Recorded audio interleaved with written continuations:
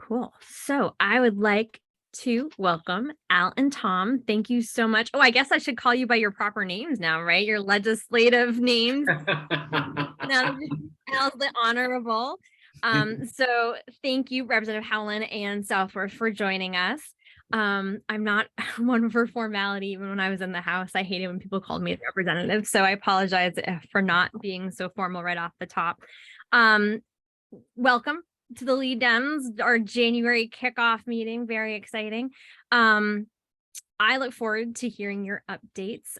So what I'd love for you all to do is talk about what committees you're on, what's happened in session so far, what bills are you excited about, nervous about, what bills are in your committee, if you sponsored any, co-sponsored any. We'd love to hear everything that you guys have as updates.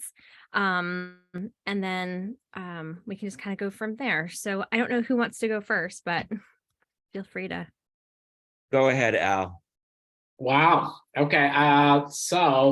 Last time I actually met with the Lead Dems, I think you asked the question, what committee did I want to be on? And I think it took me probably 4 months to actually really think that through. Ultimately, I really wanted to be on municipal county government, which sounds like a crazy one because, as our ranking member said, it's like minutia and most people think it's incredibly boring. But one of the things that is under our purview is land use and zoning. And so that brings us up to housing, which is probably one of the hottest topics. Wait, did you get on municipalities? Yes. Oh, yeah. okay, just checking. Yeah. You left that part out of the story. So oh, sorry. So yes, I was assigned to it, which I thought was great. There is a special housing committee. I put in to ask to be on it, but actually it's kind of redundant because municipal county government handles most of that. They're kind of unsure what the housing committee is going to do yet. It sounds to me like they're meeting with a lot of developers and things like that to try to, I think, probably come up with future legislation about it. So at any rate, I was kind of happy to get on it. The committee, like most of ours, are split. Most of them is split 10-10. The Democrats on it are great. They have a wealth of experience in terms of municipal government, and particularly with the planning board. So that's kind of helpful. We started last week. We have 48 bills on our docket right now. We did one full day of public hearings last Thursday. I'm losing track of the days. And we have 2 coming up this week. So we're going to be fairly busy.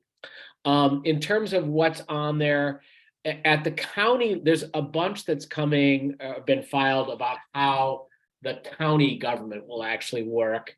A lot of it was coming from Sullivan County, where one of the county commissioners took it upon himself to try to make things more efficient. And it wasn't particularly well thought through. He literally had about 4 bills that he was trying to push through. So I think there was some resistance from the committee in terms of making broad changes to the state for one county government. In terms of the disturbing one that will hit Stratford County, it was filed by our chair, and what they're what it attempts to do is really currently for the county, everybody in the county votes for the county commissioners.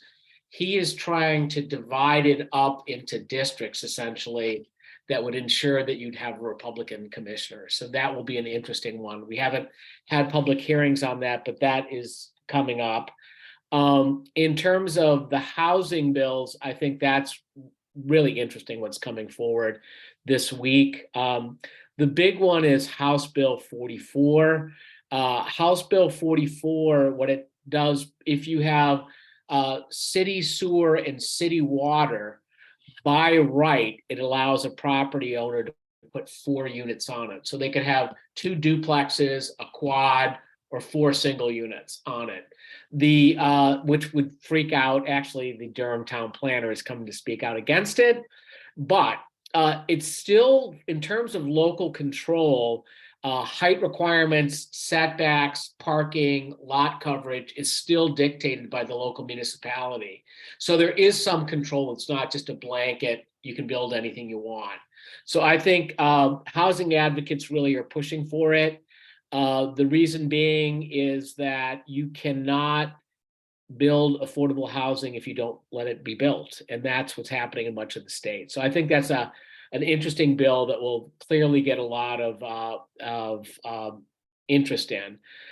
Also coming up tomorrow, another interesting one is House Bill 95, which allows in the bylaws of municipalities the ability to regulate the rental market. And in that case, the pushback coming is potentially they could set limits on rental increases. And I think that's was filed in because of some of the large rent increases that are coming in the state that are pushing tenants out.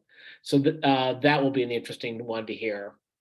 The other one is with that is it asks for the county to actually, the Register of Deeds, to register all of the rental properties and their rents in the county, which seems a little daunting to me. I think the idea is sound, really trying to get a handle on what our rental properties are, how much we have, what price ranges they're kind of in. But I think this one will be a pretty difficult, would be a difficult one to like actually put in place, and maybe somewhat of an overreach, particularly since the New Hampshire Housing already does a housing survey of each of the counties that are coming out. And then the final one on housing is another one in terms of permitted use. Currently, you're allowed to have a accessory unit dwelling attached by right. This one expands upon that, not just a single accessory unit dwelling, but it allows 2 accessory unit dwellings to be on the property. So again, I think those will be interesting ones because they are focusing on what's seen to be a crisis in New Hampshire.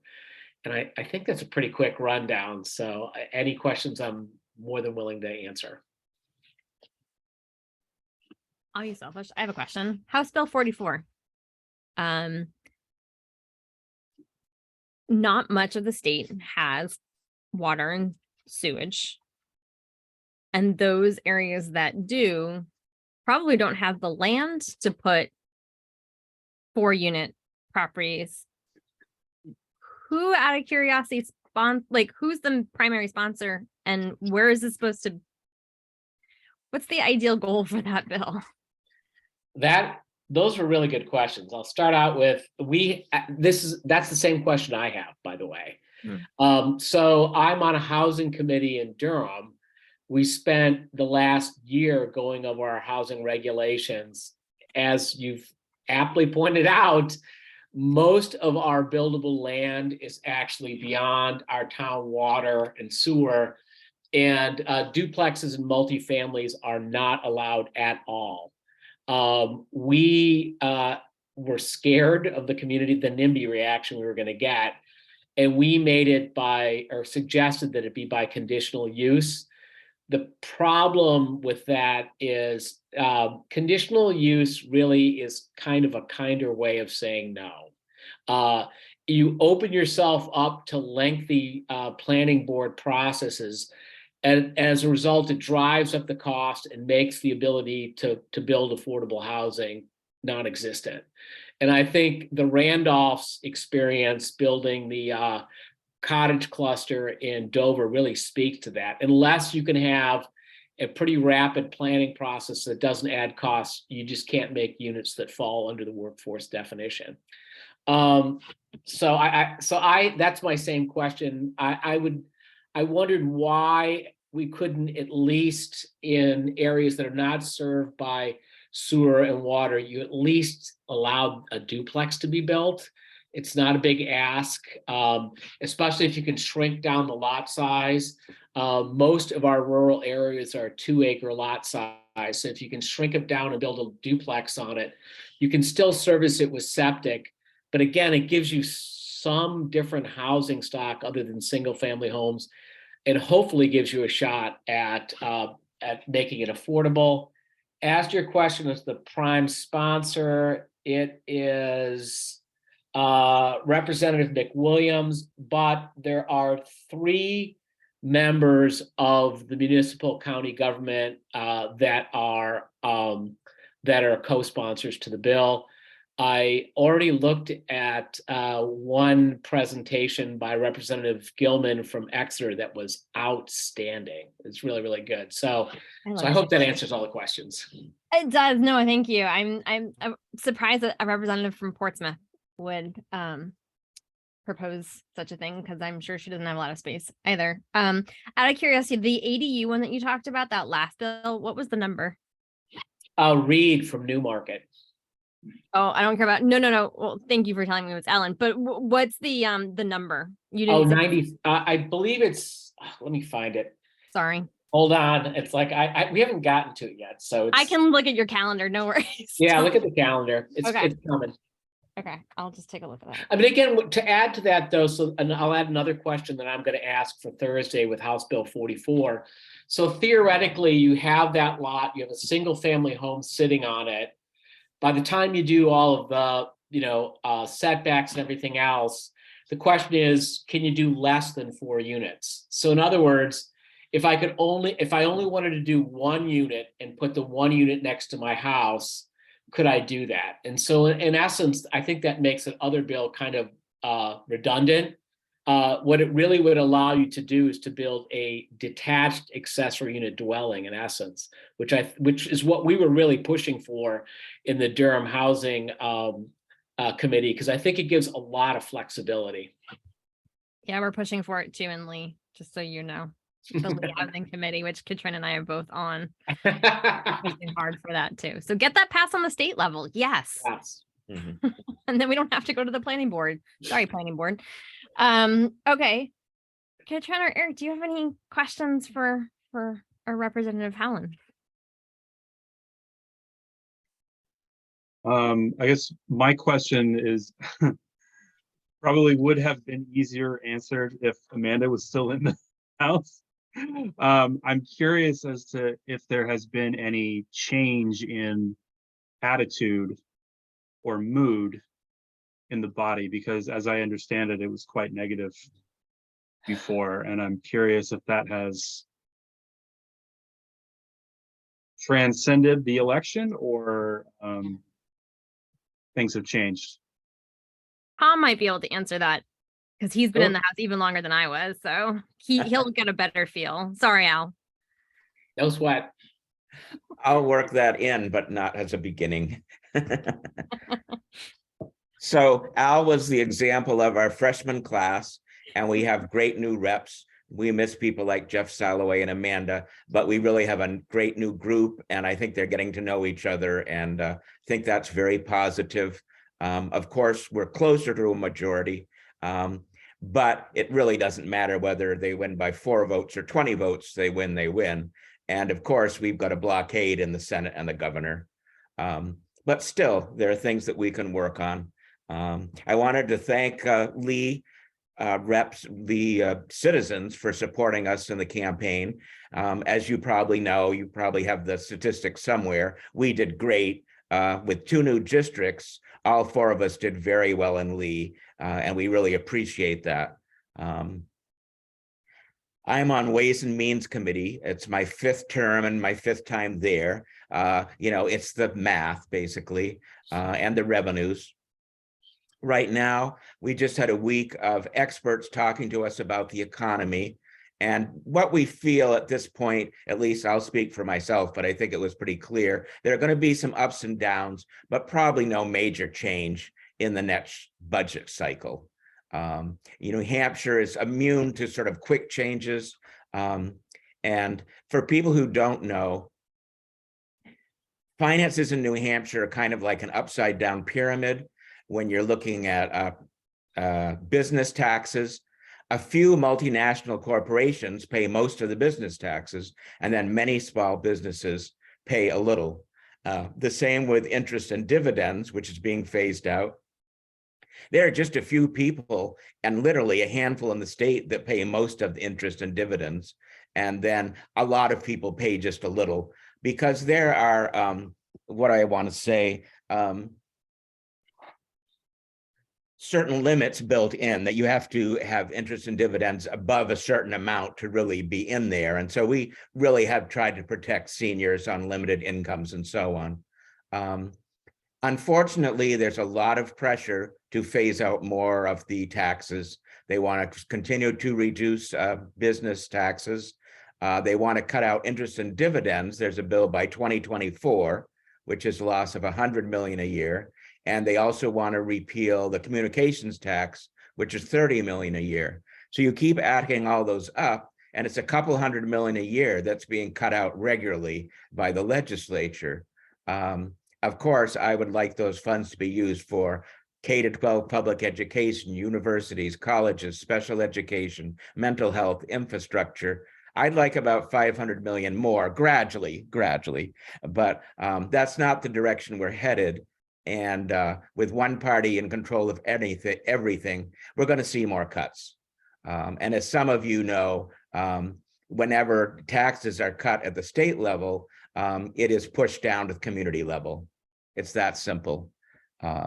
There are some different lawsuits about funding for education, but in the past, the legislature has ignored them. So I'm not really hearing, I mean, they might drag them on for a long time. And even though I think it's very good to clarify the law, and who knows what might happen, I don't think quickly the education formula is going to change. Let's see, other things on my committee, trying to think of some snarly ones. Of course, we're always in this awkward position that we want people to buy more cigarettes, alcohol, and so on, because we tax those things. But the tobacco, New Hampshire part of the tobacco tax does seem to be going down, but more people from Massachusetts are coming to buy their cigarettes in New Hampshire. So our revenue is staying about the same. You know, alcohol has a weird pattern. It went up for a while during COVID. Now it's shifting a little, but we basically get all those reports all the time. And we also get reports on small businesses. The other thing I'd say that I think most of you know is New Hampshire is very uneven. I mean, there are large discrepancies, whether it's test scores, teacher salaries. It's the same for businesses. So whenever you hear averages that New Hampshire is doing well on this or that or whatever, it's just an average. And there's a pretty solid bottom third to most of those statistics of people and businesses that are not doing well. And that kind of gets left out of the discussion, I feel. And New Hampshire isn't great at looking after that bottom third. Again, I know I'm talking to the choir, so to speak. I think having been in public education for 43 years, I'm really disappointed at the big push to expand the vouchers. You know, they were supposed to cost under $1 million. Now it's headed up to 14 million. And Edelblue wants maybe 20 million more to expand it to lots of people. And they are very organized on this. Of course, it's a national movement, but they have all the talking points, you know, everything. I think now I can maybe shift a little to what you asked, Al. There may be some politeness, I'm hoping, but really the basics have not changed. We have one party in charge of everything, and they know that this is the time to push everything they've ever wanted to push.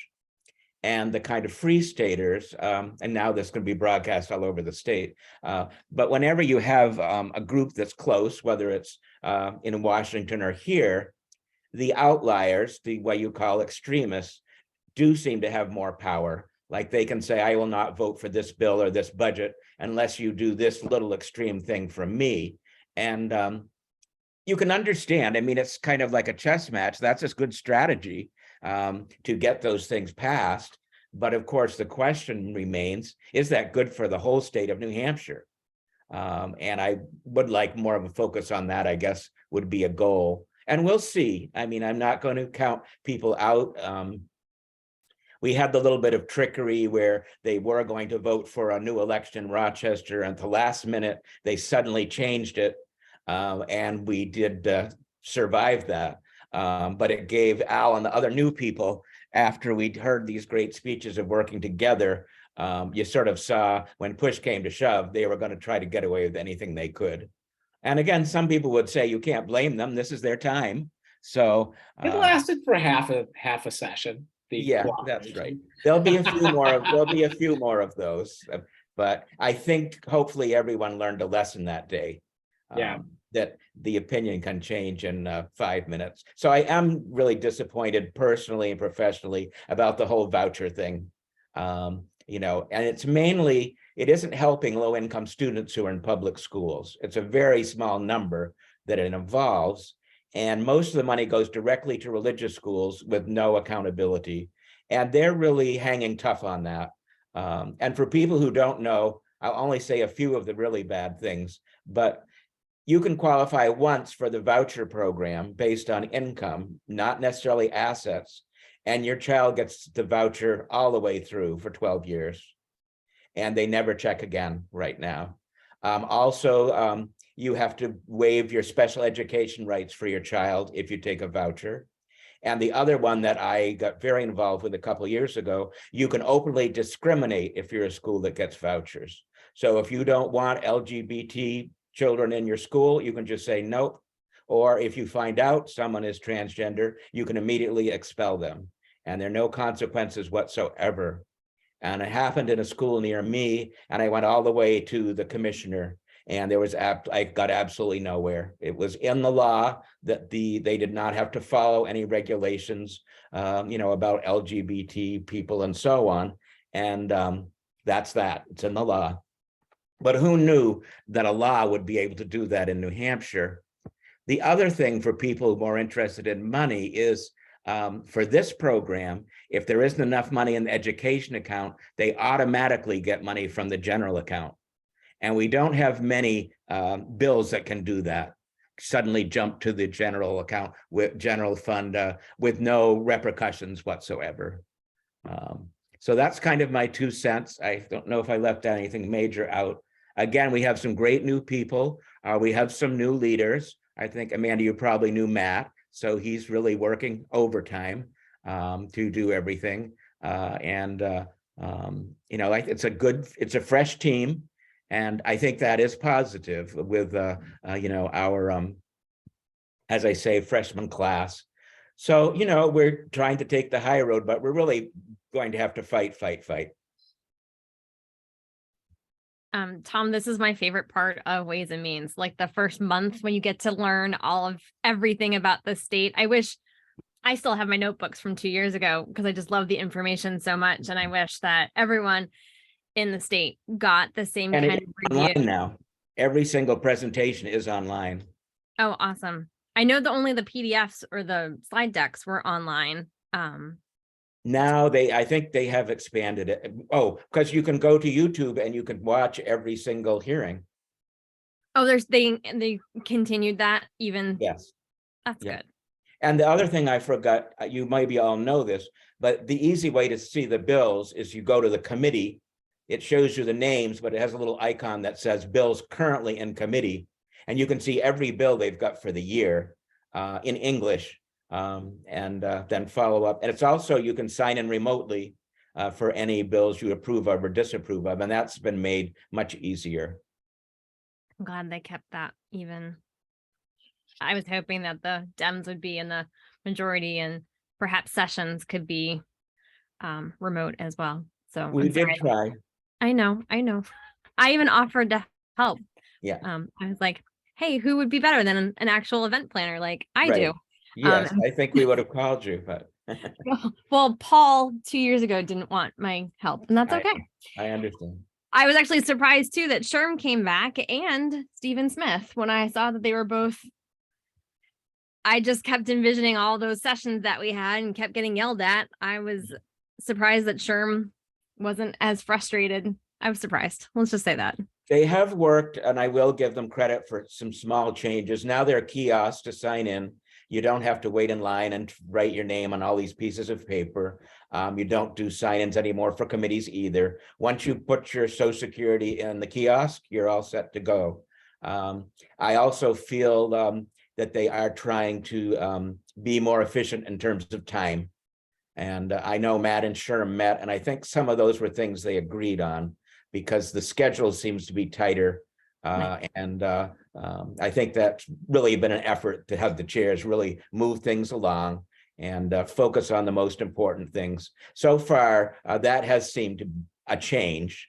I think, again, as you know, there's still a few of the people that are going to have certain tones no matter what we do. Stephen Smith is one of them, and I'll say that being recorded. That's okay. He did, I have to say to his credit, the orientation that we had was really pretty good.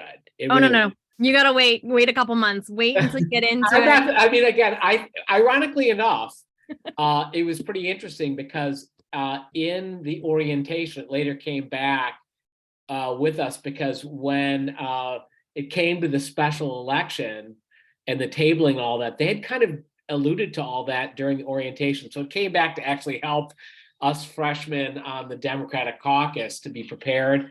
But overall, I thought it was really pretty well done. So I have to give him credit for that.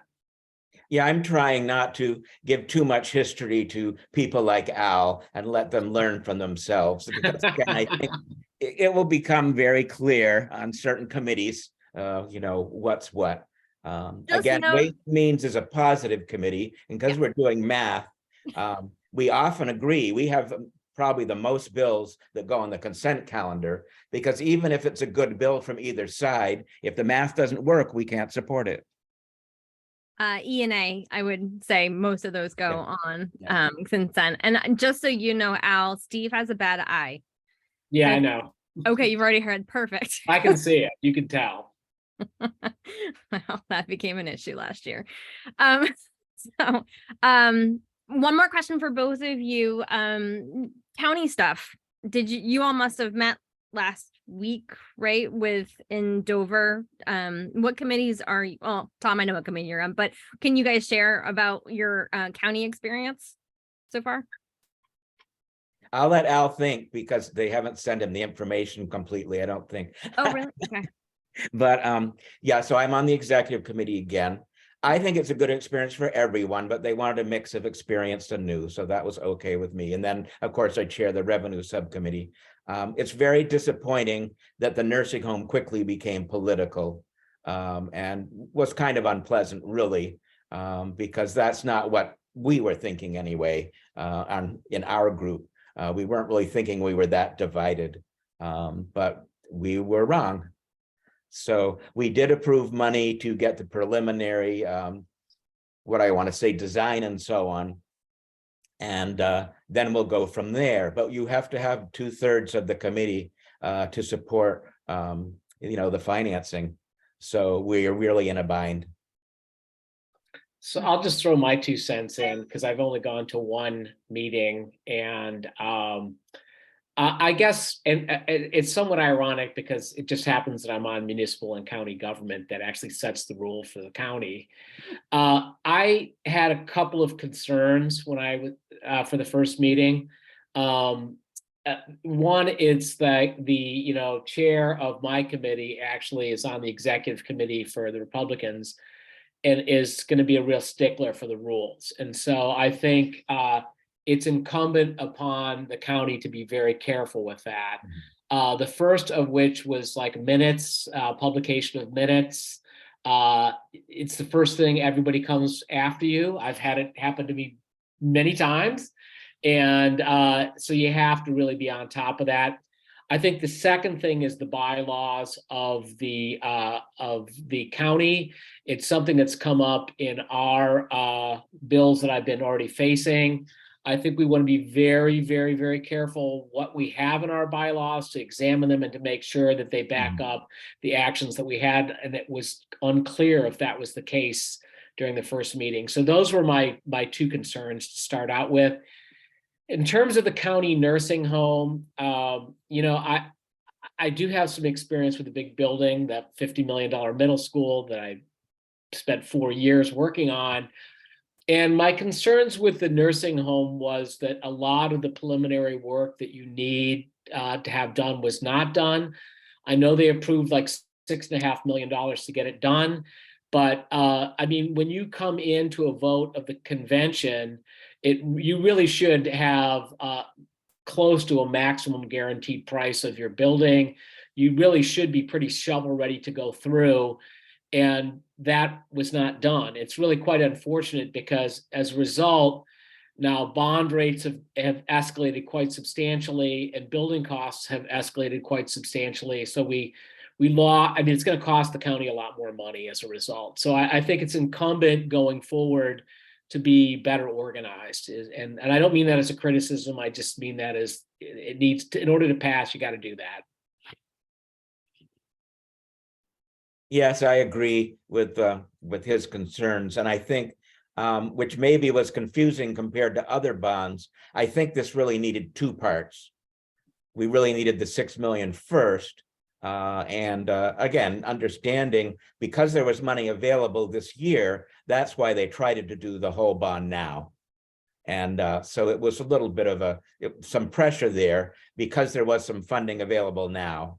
But my understanding is now that we have approved the 6 million, we can actually start working towards other funding too. But we'll have to watch it really carefully. And again, to me, I just really would like the politics out of it and articles to the newspaper misrepresenting things and all of that.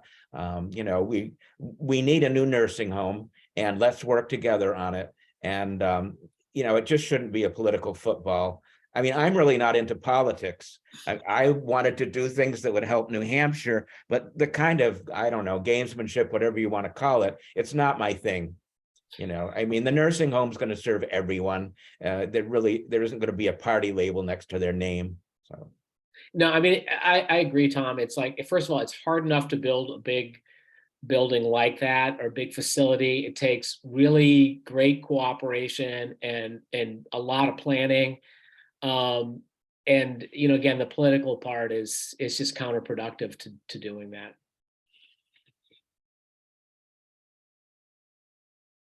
And those were all of our questions. Unless Katrin and Eric, if you guys have anything else you want to ask. Well, then let's thank our guests for coming and giving an update. And I appreciate it because, of course, I know all the players and I like hearing it from the outside. So thank you all for being here. Thanks for having us. I do have to sign off, but good luck with your meetings. Yeah, I'll just say the same thing. Thanks. And I know since you mentioned that Lee has your own housing committee that's up and running, I'll keep you guys updated on what's going forward. Again, I realize how challenging it is to try to push things through the planning board. It takes a long time. But anyway, hopefully we can help you out. Thank you. Thank you. All right, bye. Have a good night. Bye.